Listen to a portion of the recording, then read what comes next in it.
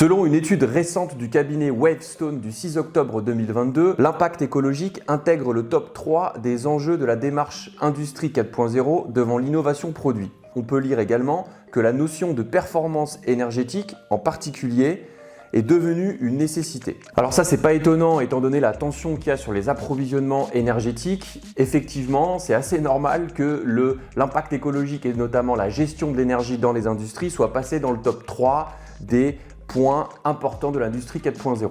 On peut retrouver également en top 2 la maîtrise des données et à mon avis on va avoir besoin de la maîtrise des données pour mieux maîtriser l'aspect énergétique, l'aspect consommation dans les industries. Et dans le top 1, la première action dans les industries, et ça c'est bon pour moi et c'est bon pour Seven Shapes, c'est la performance industrielle. Et d'un autre côté, dans une étude que j'ai pu lire sur le site Studirama et également quelques recherches Google, que les futurs jeunes diplômés attendent de leur employeur qu'ils aient une vision stimulante, mais surtout que l'entreprise contribue à un monde meilleur à 89%. Et je suis sûr que l'écologie et l'industrie peuvent faire très bon ménage pour attirer de nouveaux profils dans nos usines. Alors pourquoi je vous parle de ça? C'est parce qu'en fait, dans les industries et dans les usines, on a un gros problème de recrutement de talents. Et je ne parle pas que des talents opérationnels, soudeurs, fraiseurs, monteurs ou pilotes d'une ligne de production. On manque aussi de profils de managers, d'ingénieurs. Grosso modo, on manque de tout. Et depuis très longtemps, depuis un paquet de temps, l'industrie, elle est vraiment perçue comme polluante, donc pas attrayante. Donc ça amène tout son lot de problèmes d'attractivité et de rétention des talents et surtout des métiers dont on a besoin aujourd'hui. L'industrie, c'est aujourd'hui environ 20% des émissions de CO2. Et 31% sont également dus au transport logistique. Alors pas que des usines, mais dès que vous allez passer une commande sur votre site préféré e-commerce, et ben forcément ce produit que vous allez acheter, il sort forcément d'une usine à un moment donné. Et donc le transport est en grande partie généré par les produits qu'on va déplacer d'une usine à un entrepôt et d'un entrepôt à votre appartement. Et donc si on peut essayer de réduire à la base, à la source, les émissions de CO2, et ben c'est pas plus mal. Un petit exemple de sobriété énergétique, un de nos clients s'est rendu compte que à l'intérieur de son processus, il utilise des cabines de peinture. Ces cabines de peinture, elles sont ventilées pour éviter d'avoir des émanations de peinture, de solvant, etc. Et bien, il s'est rendu compte que ces cabines de peinture tournaient à 100% du temps, à 100% de leur capacité, alors que par ailleurs, la cabine de peinture, elle n'est pas du tout utilisée 100% du temps. Donc, il va faire une modification au niveau du pilotage de la ventilation pour qu'elle soit baissée de 30, 40, 50% quand elle n'est pas utilisée. C'est vraiment du bon sens et typiquement, ça c'est un exemple intéressant de sobriété. Un autre client s'est rendu compte que pour deux machines, la même machine, faisant le même processus, il s'est rendu compte qu'une de ces deux machines consommait 2 fois plus que la première machine.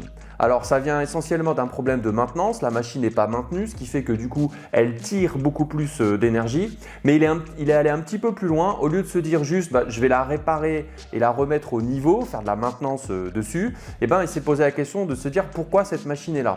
Elle était essentiellement là pour éliminer un transport, un déplacement d'un opérateur et il s'est dit en fait finalement est-ce que je ne peux pas recréer ce déplacement, je recrée un petit peu de gaspillage, mais j'utilise pas du tout la machine et donc pas du tout d'énergie. Cet aspect mesure permet de faire prendre conscience à tout le monde qu'on n'utilise pas au mieux l'énergie et que vu qu'aujourd'hui elle va être beaucoup plus chère, on va faire beaucoup plus gaffe parce qu'en plus le coût de l'énergie qui augmente, c'est aussi les matériaux qui augmentent. Donc être efficace tout au long de sa chaîne, tout au long de son processus, ça va être majeur dans les mois et les années qui arrivent. Et aujourd'hui, je vois un vrai changement chez les industriels, que ce soit les grandes entreprises ou les petites entreprises, ce qui n'était pas le cas il y a 5 ans, un changement autour de l'efficacité énergétique parce que c'est vraiment le premier endroit où là on a une forte contrainte avec une augmentation très forte et le fait d'avoir cette contrainte, ça va rendre les industriels beaucoup plus créatifs. En échangeant avec des grandes entreprises, on s'est rendu compte qu'actuellement, il y avait des services entiers qui étaient en train de se créer autour de l'impact environnemental des